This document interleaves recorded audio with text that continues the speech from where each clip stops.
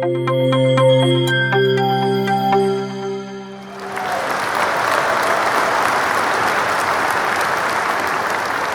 good evening, everyone. My fellow members who are here today on a Sunday evening.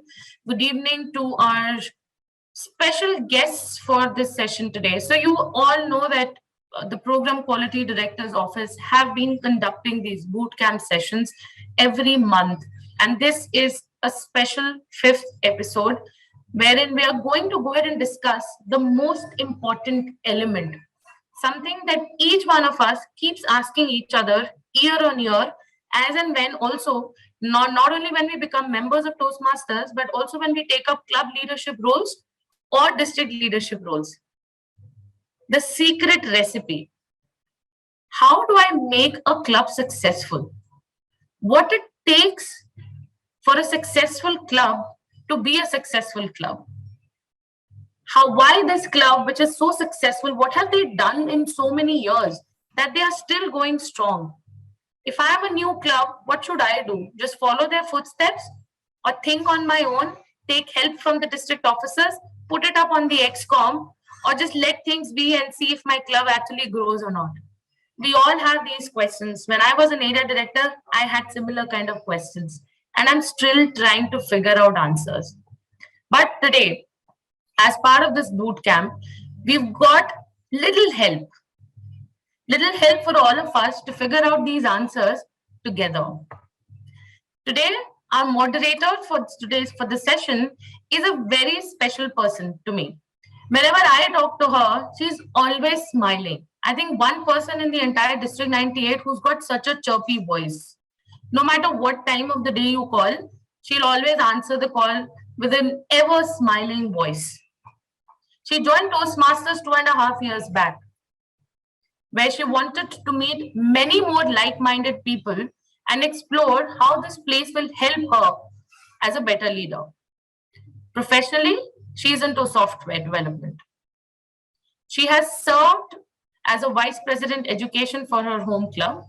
She has served as a Program Quality Manager for Division J. She's been a content curator for District Newsletter. She has also been a co-sponsor for Jamnagar Toastmasters Club. When she was doing all of this, she took out time and she served the Toastmasters community as a convener for our leadership program, our TLTPs. She has been a chairperson for various division and area events. She's been a chief judge at Division J contests and many other area contests of another divisions. She stepped out onto the first rung of servant leadership ladder as an area director for area J2 in the year 2020-2021, where she won a Pathway Star Area Director Award, an Excellence Award for Area Director, and Eloquence Leadership Board Award for Most Engaging Area. She not only has been serving as a leader, but even for her own personal development, she's been a Triple Crown awardee, and she's earned her first Diamond Club Award for the home club in her presidentship. Personally, she is a keen traveler and a photographer, and she still takes her time to spend time with her kids and their friends. So ladies and gentlemen, with a huge round of applause, please welcome our multi-talented, multifaceted, a person who's ever smiling, Division J Director Sakshi Srivastava, onto the stage, please. Thank you so much, Sapna. Thank you so much. Yeah, that sounded more like my self-indulgence, but thank you so much. Thank you so much for first of all for giving me this opportunity to be a moderator here. Today, the topic that we have at Bootcamp #5, PQD Bootcamp, is something that will help our CGDs. How that? Because the more clubs we charter, it helps the CGDs and the district in general to not just multiply, grow in numbers, but also to share our learning and knowledge with, if not the ignorant ones, at least the ones who have lesser knowledge about Toastmasters. In Toastmasters, we all may have known that there are many categories of Toastmaster clubs. So Can we count? I would request our audience here to unmute and you can say it out loud here. It's okay. Can we? Maybe? Okay. So we have college clubs, we have community clubs, we have corporate clubs, and we have, please name at least 2 more categories of clubs that we have. Maybe? Gables Club, yes, that's for the younger children below 18 years, yes. And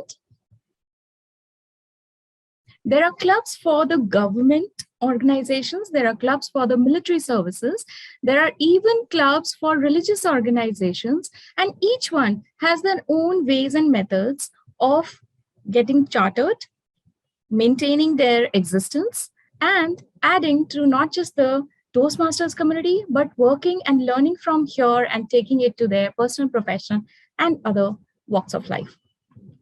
So today we are here to discuss the secret recipe of chartering, of starting, of beginning 3 categories of Toastmaster clubs, which are community, corporate, and college clubs.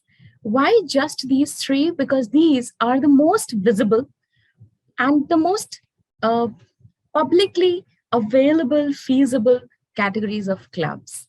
The first is, let's take it the other way. If we talk of the college club, they belong to the budding, upcoming entrepreneurs, the students of colleges. Next, we have the corporate clubs, which have members belonging to corporate houses who get to know what could be the X factor, if we may call it, to add a little more step up into their careers. And then we have the community clubs, where not just the corporate college or any other member may or non-Toastmaster may join, but also people from all walks of life coming together, just being Toastmasters, be it an entrepreneur, a teacher, a student, or just a housewife. Everyone is welcome at a Toastmasters club. So today we have with us 3 panelists who would help me enlighten myself and our fellow members in the audience. Today, we are conducting a panel discussion for the secret recipe of chartering those 3 categories of clubs. We will conduct the session in 2 parts. Firstly, there'll be a set of questions that I would put up to our panelists. And later, as we finish, we will be picking up questions from our audience. Although that doesn't mean that we will be only asking questions at the end. You may, anytime that you feel you are comfortable or you have that query in your mind, please write it down in the chat, send it over to our PQD Toastmaster, DTM, Distinguished Toastmaster, Sapna Ohri. Thank you so much, Sapna. And you may also send it out later during the second half of the session. You may also unmute yourself and say it out loud if at all it's not been answered yet. So in the interest of time and taking this ahead and taking lesser stage time, or rather the online space that I already have taken, I would like to introduce our panelists for the day. So we have with us someone who's studying finance, a member of Toastmasters Club of Pune West, someone who's been a vice president education of her club twice, someone who's the current president-elect of her club. She also happens to be a bubbly person who loves to do all exciting things that any youngster would, including us. Yeah. And everything that comes here, that we know here today about community clubs will be shared by our panelist, Toastmaster Swarangi Naiksatam. I would request everyone to please welcome her here. You're most welcome, Swarangi. Thank you for being here. And the second panelist that we have today is someone who has been serving his corporate house for more than 6 years now, has been a Toastmaster for 2.5 years, has served his club in various positions of Vice President Education, Membership Secretary, President, and has been my fellow area director in the past term, uh, and someone who belongs to the Leaders Community Club of Leaders Connect Club of Toastmasters. Please welcome with a huge round of applause our panelist, Toastmaster Joydeep Bhowmick. Thank you, Joydeep. Thank you. So now we know there is someone to guide us on the community clubs, the corporate clubs, and now coming on to the third panelist, who is as cheerful and bubbly as all the other panelists and loves to go biking, hiking, everything. I'm sure she loves bungee jumping too.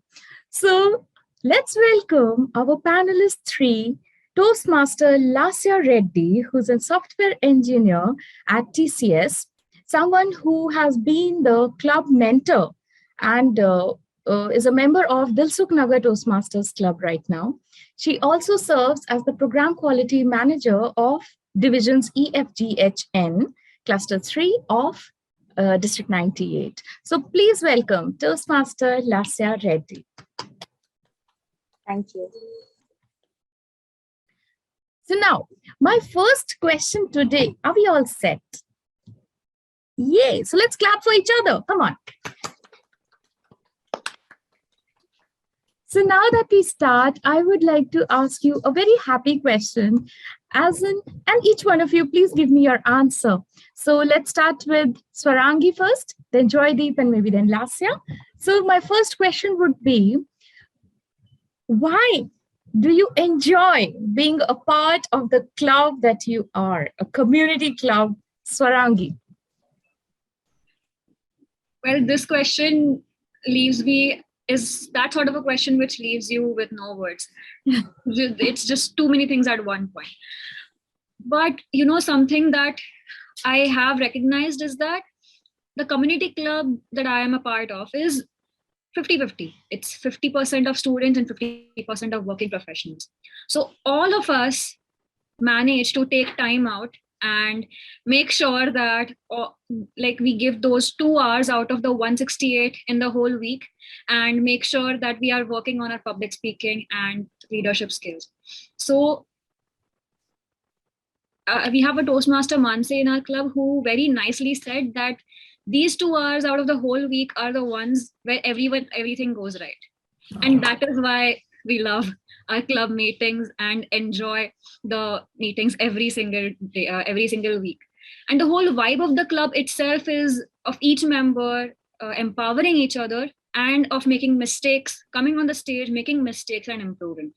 So that's something that really keeps me hooked onto the club and the club members. And of course, the fellowship part is amazing, getting to know people informally and getting to know so many dynamic personnel and learning from them. So that's my go-to for why I love my club and how I love attending the meeting so much. Wow. Joydeep, please tell us. Yeah, thanks, Sakshi. In my tenure of 2.5 years, I never realized the importance of my club and why I'm associated to a corporate club all throughout long. To be frankly speaking, it's like comes in between of the day, week. That's a Wednesday. So the week becomes too monotonous for us. And those 2 hours which we interact, it's along the hierarchy, be it the VPs, everyone. So we see a different side of a VP when we are interacting on a work process rather than when we are interacting on a Toastmaster platform. So that's altogether a different charm. And the fact is, I don't need to travel anywhere. It's within the office premises. Till the lockdown it was. And so weekends are with me at my home. That's the best part. I don't need to travel. And the most important thing that I see is I get to network across the department. I get to interact with them not only on a weekly basis, beyond the Toastmaster as well. And that gave me an opportunity. Off lately, I have done somewhere 3 to 4 events that I hosted, which really helped me grow as a person, and the popularity that I've earned through this. And that also helps in your workplaces. You just call them up for any help needed whenever it's interdepartmental. So yeah, collated. I'm blessed that I'm part of a club, and this question made me realize how important that club is to me right now. Thanks, Sakshi. Amazing. Gratitude. Lasya, please share your experience and why. Okay, before I say something about my experience, I think I have to take you through my journey because it has not been just one club for me. I've been a part of college club for more than 2 years. Then I moved to Dilsukhnagar Toastmasters because I graduated from the college and I felt I have to give opportunity for someone else to grow. So that's where I stepped out of a college club and then joined community club. Of all the 4 years I spent in Toastmasters, it's just one thing that makes me go back or wants me to continue in this organization is the amount of network that I made as a student or as a member of community club. It gives me immense pleasure to say that I have leveraged the Toastmasters network to the fullest, and I also have a job today because most of them have helped me push me to get a job. So my reason to continue is the network as a college student. That's why I joined here, and I will continue to do that. Amazing, amazing. So, since we all know why we enjoy and how it is to be a part of such a club, and you have been a part of chartering other clubs as well. So, my question now would be, how did you get the lead? Or how did you find, or who told you about a lead? Or rather, for a more professional approach, how did you create your leads, respectively? Please, Swarangi.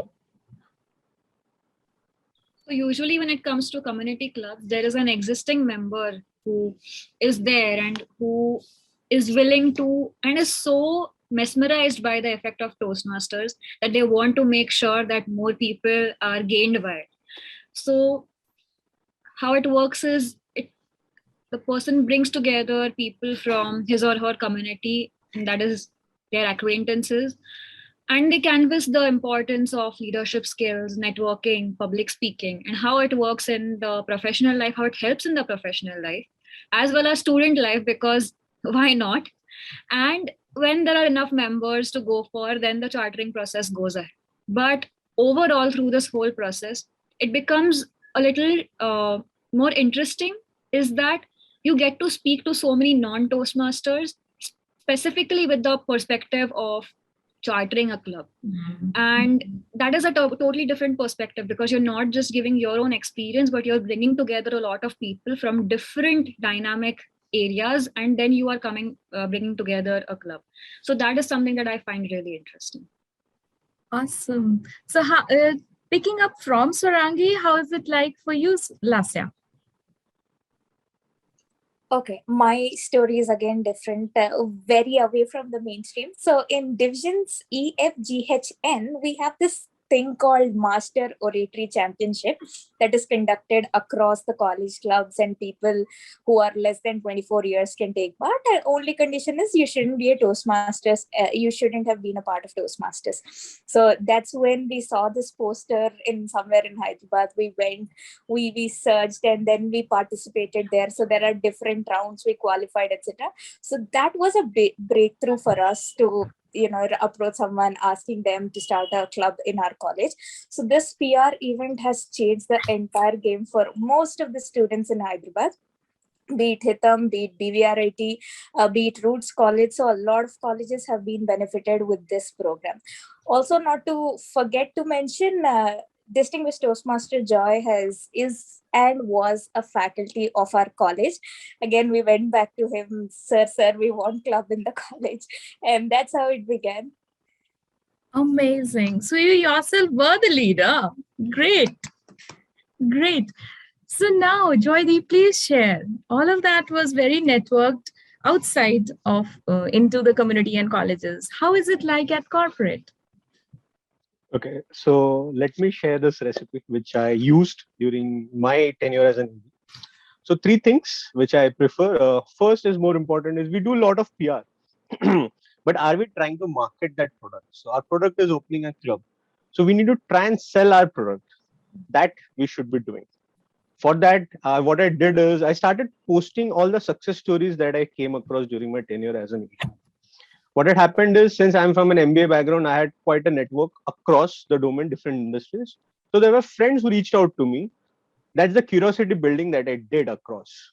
So I had 4 leads, out of which one was from my friend, 2 were from my friend's friend, and one I just got from one of the sessions that I had interacted with one of them.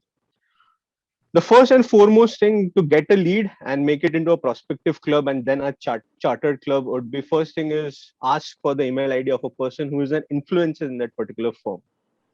Second, try and send it a very attractive email with the find your voice presentation and try and personalize it. Suppose make them imagine that a future club coming to an ABC firm will have that particular club name. So that gives a personal touch. And third, try and make sure you get a demo meet. And when you go for a demo meet, make sure you have the senior management coming from that firm. You go all guns blazing. That's how it is. And make sure you keep it more interactive. So that will help you get the leads converted into prospective clubs. Thank you. Thank you, Joydeep. So we understand that Lasya, especially you had yourself created your lead, but now if you think of creating a lead for the other club, say you want to charter another club and you want to find a lead, what do you think are or were or have been your challenges in chartering your college club, and any 2 specific solutions to how we can overcome that? All right. First thing is there are 2 kinds of challenges. One scenario is where management pushes for the club and children don't come forward. The other thing is children push for the club but management doesn't support that. So these are the only 2 scenarios where it becomes challenging for us to charter the club. So if management is interested and students are not, then we tell, okay, I'll be honest here. Generally, the Gen Z kids are not afraid of speaking. They're not afraid of leadership. All they want is to do something crazy in their lives. They want some kind of network. So it's based on how we sell this concept of Toastmasters to them. You come here, you make network, and then you explore opportunities. There's this thing for you. So it depends on how do you customize this thing and sell it to them. Now, when this happens, when management pushes this concept in that way, I think chartering is easy. Now, the second scenario is where students are interested and management is like, Arey club. And then now how do you convince them? Then you tell them the importance of this Toastmasters. How is it going to create an impact on students' life?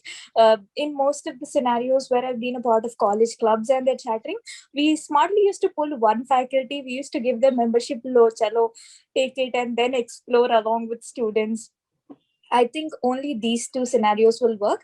And to support this entire college thing going, I always felt that it has to be a combination of management support as well as students' interest, because sometimes this program really gets expensive on their pocket being the student. So that's where management plays a crucial role. So what we do, or colleges that I am associated with, we come up with the rubrics for them. Just like we have rubrics for a diamond club, for this club, for all sort of awards at Hall of Fame, right? So we come up with some rubrics in the college. We say, if the student does this, you should pay this percentage of membership amount for them. So it is a win-win situation. College will leverage the advantages of the Toastmasters or the network that we have here, and students will continue their journey, and CGDs, we will survive class. Good one. Well said. Thank you. So how is it like for you, Swarangi? So let's just, first of all, the whole challenge, first main challenge is getting people together. So let's just say that we've overcome that. Now there are a few issues that come up. First one is finding a venue. Second is the money, because there is no such specific source of funding when it comes to a community club. It is all TTMM. It's all you have to do. The members have to do it on their own. And the third one is that this whole, this is all personal effort. Every single person that is the charter members have to give in their personal efforts to this. So one major thing that happens here is that holding the interest of the members who actually agreed to contribute in the pre-charter phase, it becomes a little difficult to hold their interest through that phase since the beginning of the time when the pre-chartering process had begun to the point where it is actually final and the meetings have actually begun on a weekly basis or on a regular basis. So holding their interest is something which is, important, and it sort of becomes a little difficult. And the second sort of solution that you can do is that all of us can do is that the membership fees or the fees are collected a little in advance, so that it also of course helps out with the chartering process with the help of paying the fees of the venue, the rent fees, etc. Plus it also helps those fees can be later on adjusted when the membership phase begins. So that's one solution. Another one is, it's a little cruel, but giving the major roles like the TMOD or the speech slots to the ones who have actually paid the fees. So we are using the fear of missing out to our benefit. But through all of this, it helps to make sure that the people who are actually really, really concerned and are more serious about joining the club and taking benefits from it are the ones who are getting the benefits of everyone's time and energy as well. So these are my solutions to it. Very well said. And I'll come back to a portion of that answer very soon. Now we have Joydeep. Please share your corporate experience.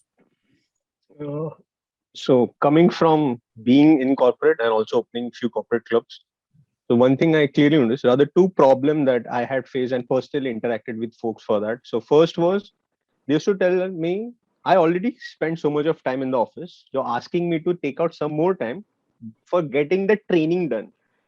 So first thing, I made sure that for them, Toastmasters is not a training. It's you get to come, meet, interact people. And the best part of Toastmasters is you will be appreciated for committing mistakes. Yes. Also, I made them realize that during the appraisal cycle, that's the promotion kind of cycle, different firms have different terms for it. We always tell the employees that you lack leadership skills. Second, you don't interact properly well with the clients. But as a firm, do we provide those playing field, the playground to them, where you can come and hone your skills and be an expert in those fields? So that time, the Toastmaster comes into the picture, which will help you get those leadership skills and also the public speaking skills in you. So that's one thing. Second is, in a corporate world, people are very process oriented. They need a documentation should be there. There should be step 1, 2, 3, and you become a public speaker in a day or two. They want to see the results in a very quick manner. I clearly tell them this is something you cannot get in a Toastmasters fraternity. But I told them my journey as an individual, the success story that I have come across, and where I have landed today. I also make them realize that there will be mentors for you who will help you travel the journey all throughout. So that's kind of changing that mindset in a corporate world is pretty tough. But once it's changed completely, people are there to dive in and enjoy the ocean beyond that we call as Toastmasters.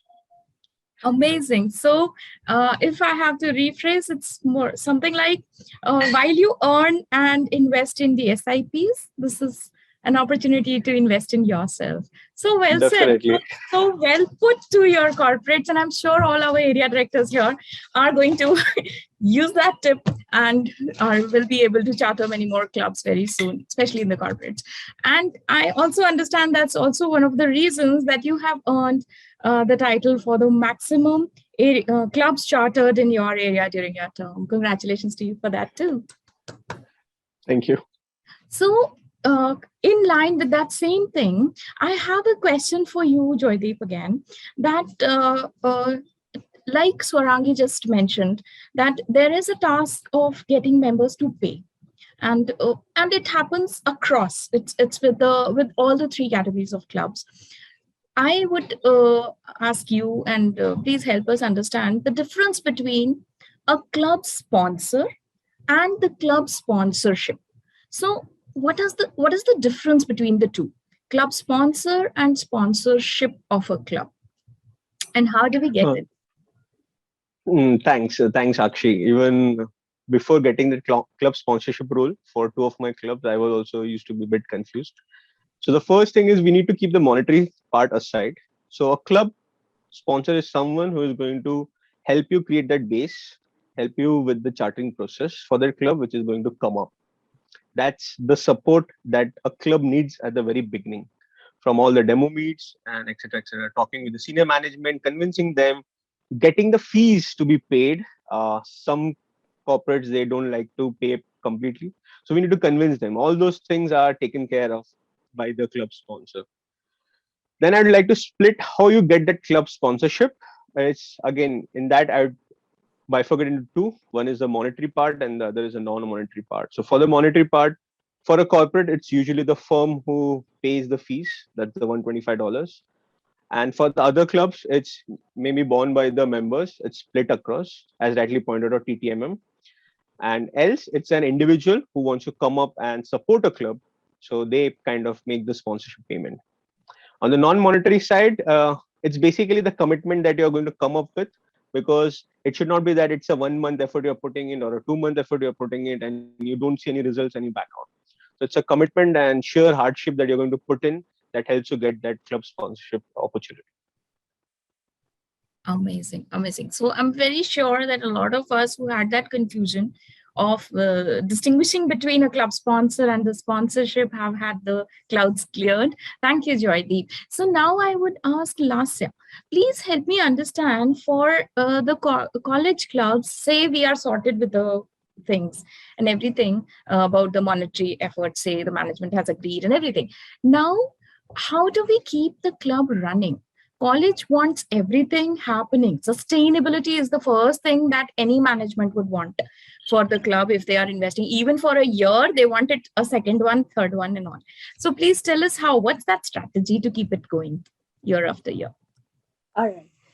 Sustaining college clubs is as challenging as any other club, because if you consider an educational society, this is not the only club they have. They have 100 other clubs, and students always want to be a part of some other club. They want change. So it is equally challenging. I just wanted to burst this myth for everyone. Now, how do we get this done, or what is the action plan of sustaining this? First is, do not come up with motivational strategies or inspiring methodologies. Don't tell kids this. We are tired of such sessions where alumni will come tell this. Almost all the lectures, they don't cover engineering. They tell how do you become better in life. So don't do this. Come up with something that will engage the audience. That's the first thing. It has to get that adrenaline rush. People want to come, they want to jump. We have to convert that energy somewhere where people would love to rush on the stage. So themes that we bring should be entertaining and engaging for the students. That's one thing. Second thing for sustaining this club is, this is again my experience that spoke. We are here to explore the opportunities. Now, students will stay back or commit to something only when they get the taste of it, just like they try a girlfriend and then they decide if I should marry or not. The same thing. They take part in the club and then they, acha dekhunga, should I pay, should I renew? Now, how do you get them that taste is by making sure that they attend various club meetings. Like I mentioned in the beginning, we have a rubrics when the college is trying to sponsor the membership. So we have this category: attend 2 corporate club meetings, 1 college club meeting, 1 community club meeting, and then go take part in area contest, be a judge of some contest. So we are helping them get the taste of Toastmasters. We also put a banner in our Toastmasters meeting, the colleges that I'm a part of, that Toastmasters is like a gym. You don't see immediate results. You come, you work out, and then you grow. So this little seed we plant in their head, and then we give them opportunities where they can utilize their energy, like literally jump. That's when sustainability comes into picture. This is first thing. Second thing is we have to focus on students who stay back in the college.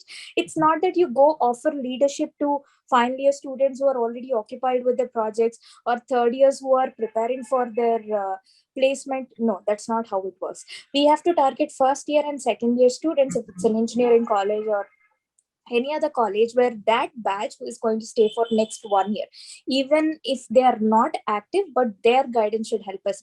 So selecting appropriate audience or who we persuade to be a part of this organization plays a crucial role on the growth of the organization. Awesome, awesome. You kind of actually added value to the next question that I was about to ask, how to make it interesting for them. So thank you, Lasya. And now I would like to ask Swarangi, give us that one tip, how to increase the membership of a community club. What works? So if you ask about the one tip, it's always going to be keeping it interactive. So let me just explain more about that. So first of all, open houses, good concept and of huge help. But how should we make that more interesting? How should we pique the interest of all of the guests and visitors? So I think holding meetings or keeping the themes of these open houses, which are based on cultural or social themes, is more important. Like having open mics or having Diwali based meetings or having Holi based meetings, something that every one of us can relate to. Amazing. Keeping themes like that really helps. And sometimes keeping it interactive. Now, when the themes are maybe one like a monologue thing, example, someone is talking about storytelling. It's a one way thing. However, if the table topics are kept and everyone is made to give their participation through round robins, so all of this really helps out when they feel that they have given their part in the meeting, they have done their thing. So giving them, and as Toastmaster Lasya said, giving them an adrenaline rush is something that is really important when it comes to guests understanding what the taste of Toastmasters is. And haven't we already understood it after having given it so much time and commitment? So just letting them understand what exactly do we gain through all of this is really important. And another thing that it's like a bonus tip is that celebrate the wins and achievements of the members on the social media platforms. And Toastmaster Joydeep very amazingly did that by sharing everyone's success stories on his media platform.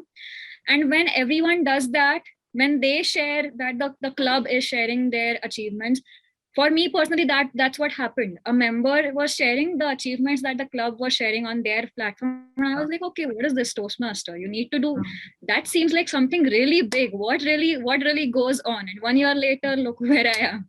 So that's what happens. It piques a guest's interests because they don't really know unless they feel that, okay, there's something interesting going on.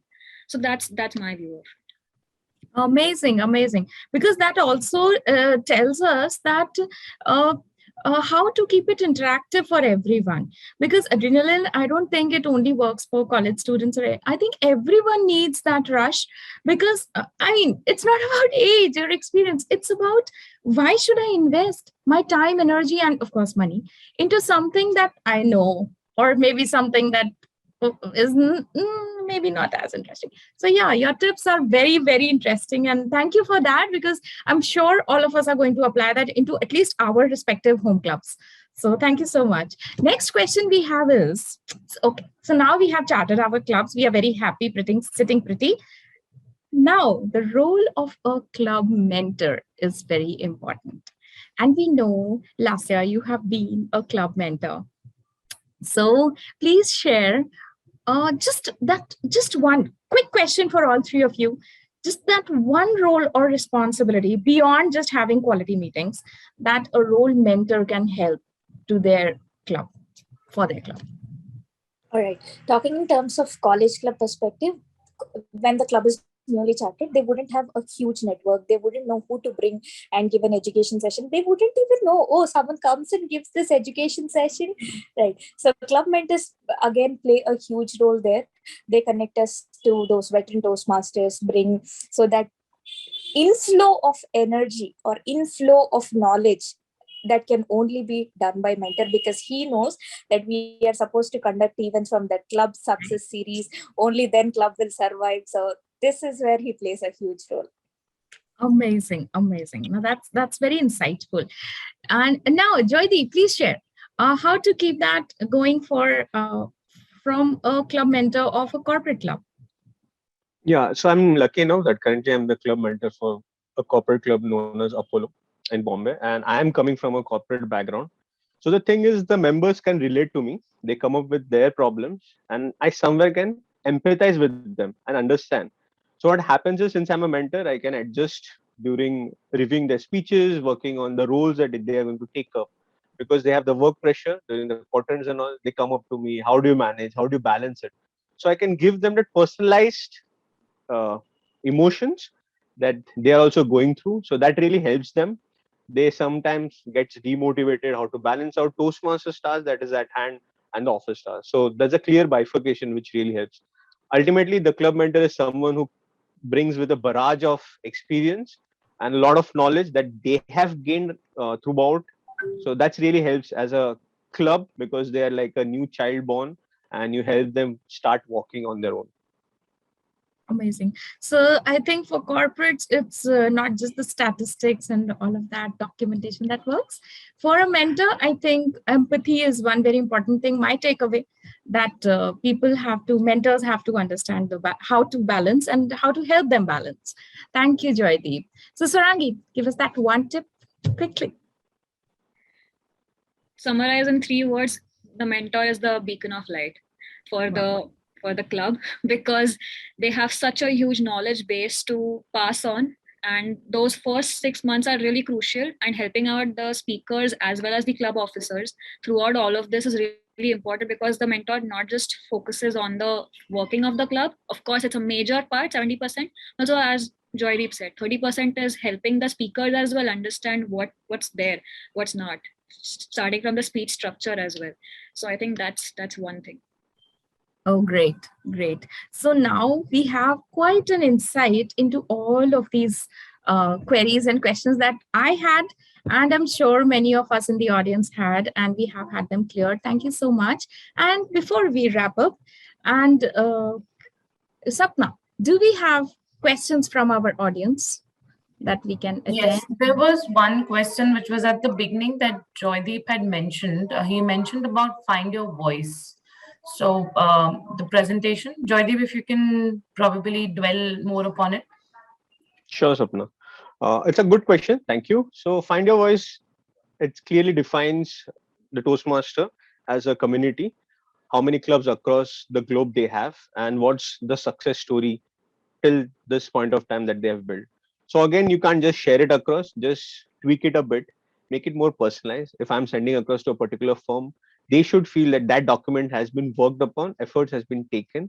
And so that somewhere is the magic that you can play around for them to allow you come for the demo meet at your place. Right. Okay, thank you very much. We have a question from Abhilash in the audience. Club mentors for struggling clubs. So how to engage and add new members and put the club back to track? As we have less members to showcase and attract members, can this be discussed? Abhilash, if you can quickly let me know if you are from a corporate, a community, or a college club, that will be great. I'm part of both community and a college club, and I face. All right, so I think that's for Swarangi and Lasya. You guys can divide your answers as for community and corporate. Sorry, college. corporate. So okay, I'll go ahead with it. When it comes to the lesser number of members, I think that's not your first step that you should start with. Don't put your first foot with it. That's one thing. And second is, try to have the meetings where all of your members are joining in as much as possible, so that at least your every single role is being covered. And make sure that the meetings are based on interaction, because people always connect to people and emotions. It's never quantitative, it's always qualitative. So make sure that the themes are always based, which are more interactive, which connect the audience more, and sometimes have themes based on themes like marathons, speech marathons, which have a particular theme based on it. So sometimes you can have storytelling, So all the speeches are based on storytelling project, or you can have an icebreaker marathon. So something that like that would, looking at that meeting would really help out. Plus having the guests interact in table topics is always a no-brainer. So that's my thing for it. Lasya? Well, if it is for a college club, then I have this simple thing that I tell everyone. People might not go to classes, but they go to canteen, set up a stall. They will come, ask you, Toastmaster, what toast? Are you selling something? No. Then you say, start a conversation. That's how it works out. Especially fest, canteen, these play a huge role. And on Saturdays, Gen Z kids, they don't attend classes. So you conduct an open house, tell, I'll give you something, gift. Usually colleges do sponsor when kids try to speak something. So leverage best of everything college gives you, and there you are there with 20 people. Thank you very much. Milind has a question for Joydeep. He wants him to explain the meaning of sponsorship. Okay. So you want to know the difference that I've already explained, only pertaining to sponsorship. Joydeep, you mentioned sponsor versus sponsorship. Sponsor, I'm quite clear. Can you just once again elaborate sponsorship? I mean, is it funding or is it supporting something like that you said, but didn't get it fully? Yeah. So, okay.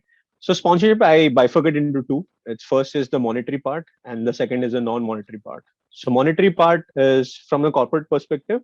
It's usually the firm who owns the fees. That's the one-time charter fees. That's the sponsorship kind of a fee that you can say. Or it's being split across with the members, the chartering members to be specific. Else, it can be an individual who comes up and pay that sponsorship fee.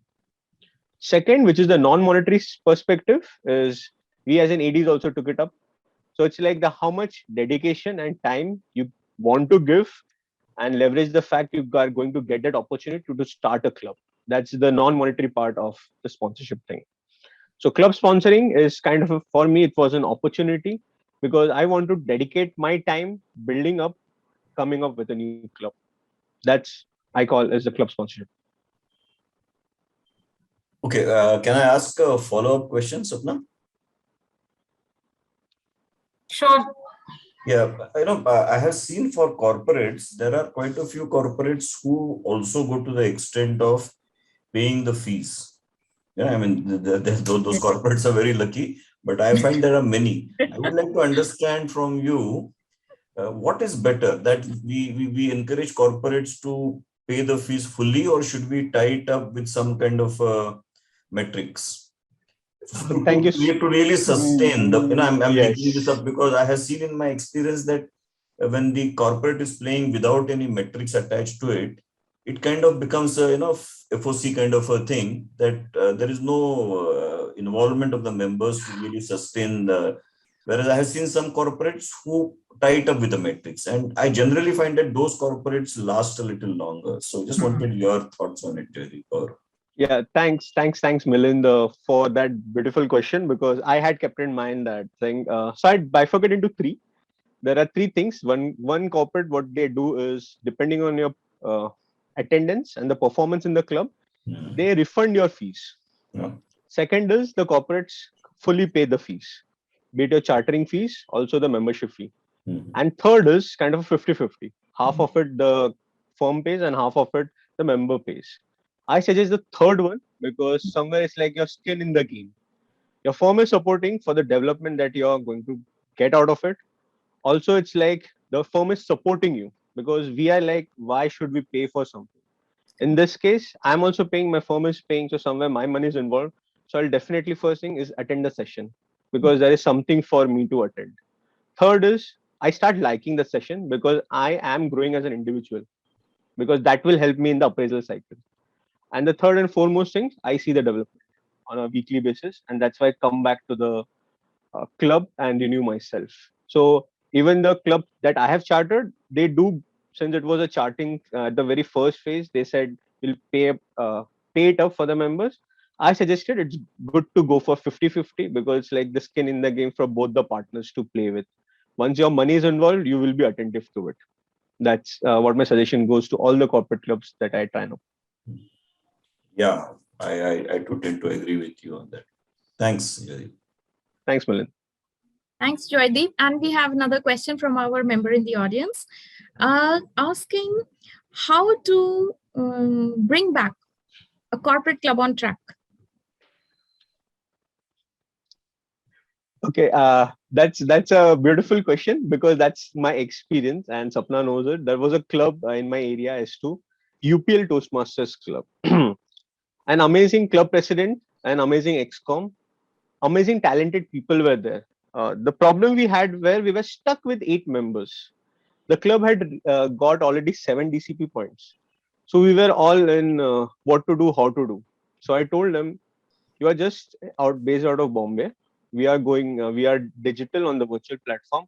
Why not open the doors for the global counterparts? Then we decided to have an open house. We called out all the biggies in our Toastmaster community.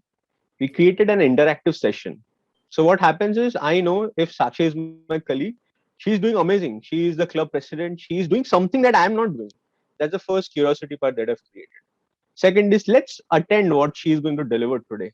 That's the second step. And third step, you get impressed. If you're calling some bigwigs from the Toastmaster community who are at a very high post in the firm that they're working, that somewhere creates an importance. That somewhere makes you idolize that person that you're going to.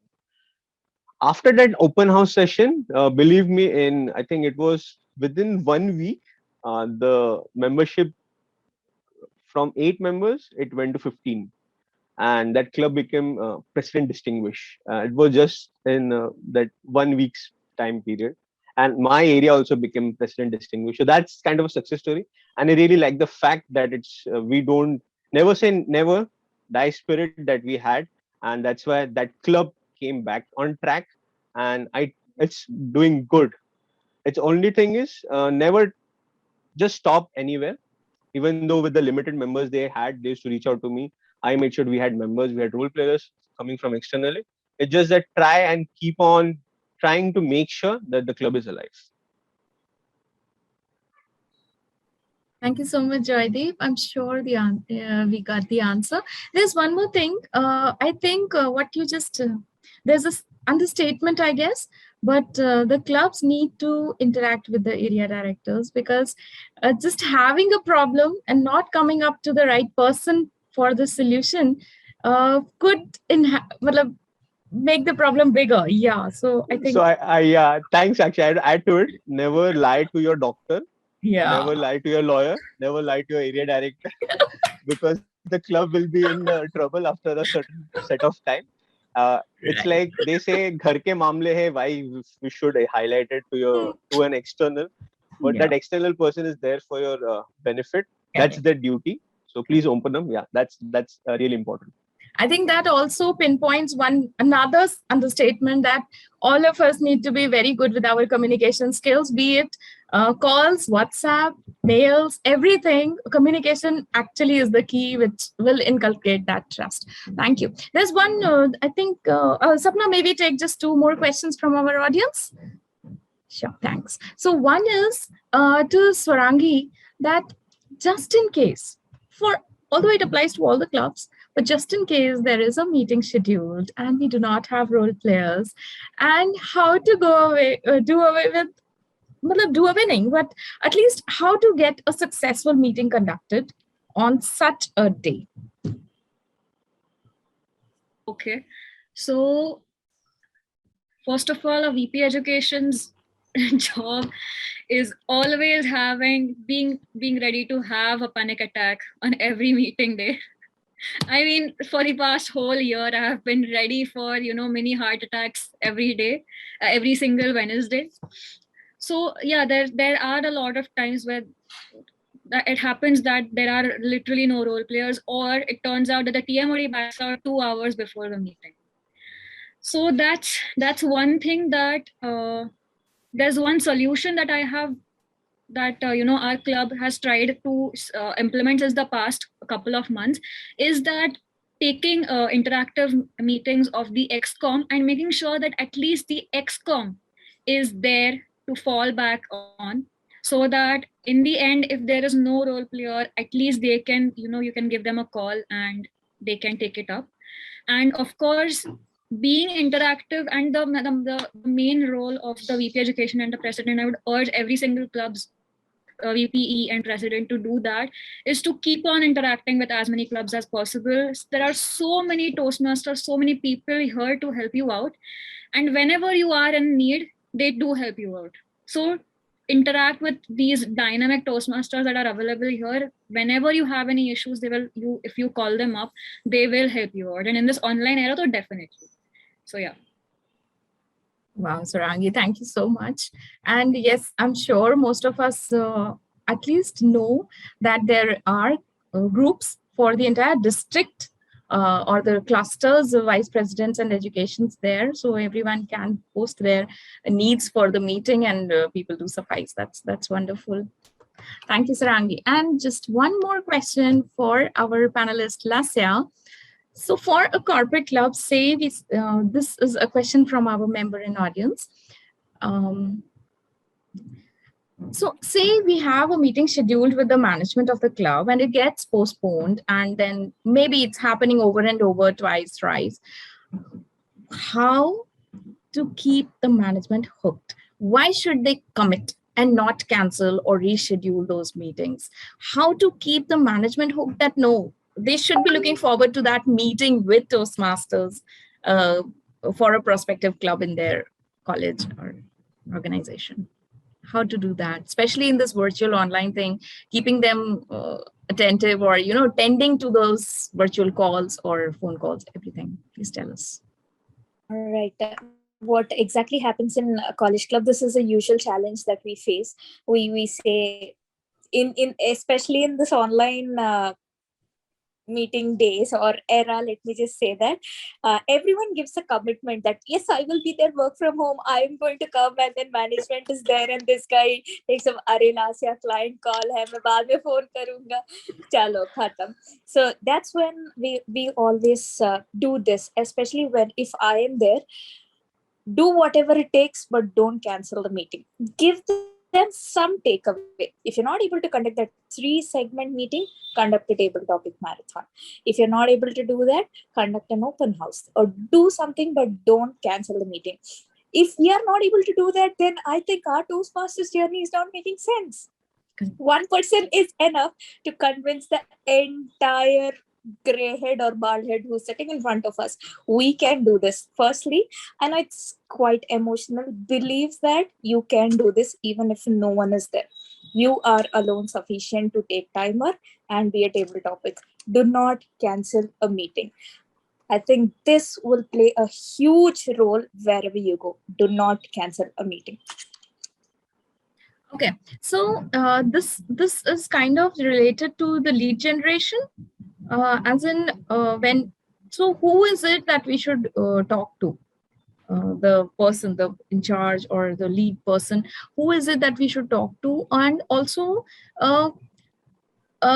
again, after you, I would ask Joydeep the same thing. How to get a corporate to commit that they will have a club in there. Think on that, and while we get Lasya to answer this one. Okay, would you mind reiterating the question? Yeah, so what you just answered was kind of related to the lead generation for a college. So how do we stick to that? How do we make them commit? Okay, call, okay, they are attending, but now how are they going to commit that, okay, this will happen? What's that one? I'm sorry to interrupt your thoughts, Sakshi. Sorry. So, Lasya, the question is more around like you have a lead for a college club, and the management is not talking, or they keep saying that we'll get on a call, we'll do the meeting, but they are not coming on to the meeting. You followed up twice and thrice. So, how do you get the college to commit, or how do you get them on the table to make them understand that why they should open a Toastmasters club in their college? So, similar to what Joydeep for corporate as well. All right. Okay. So first thing, okay, go ahead. Go on, Las. Okay. So corporate, I believe it's still easier compared to college, frankly speaking. I don't know if any HR folk is around or not. What I did is I catch hold of an HR of that firm. I make sure and tell them that it's a win-win situation. there's a beautiful thing in a corporate world is training and development. So I market Toastmaster initiative as training and development that's going to help the employees of your firm. And for an HR folk, training and development is an important thing that they need to bring up. That's the employee development program that they consider. So if they have any meetings, so we make sure that they are there. I make sure that HR folk is present because somewhere they are the influencer in the firm, be it the monetary, be it anything to go on, all the paperwork and all. So HR folk needs to be there in the meeting that I always have for a corporate club. And yes, once the lead is generated, I again sell the same piece that this is going to benefit your employees. Make sure that this is there implemented in your firm. And that's the result. And we can see today. Over to Lasya. All right. So similarly, in college club, there's always a career development center. You catch hold of that person, you tell that, of course, I did this. Let me just say it for all the area directors, division directors. And then we have a lot of corporate people who will be joining. I think you can check with placements. I know this is a wrong way of doing it, but you tell people how is this going to benefit. Now, how do you get management? Sometimes if management doesn't come, you just have to change your game. You have to keep talking to the students and then you give them the best flavor. And then you say, if your management is coming next time, then we will go further.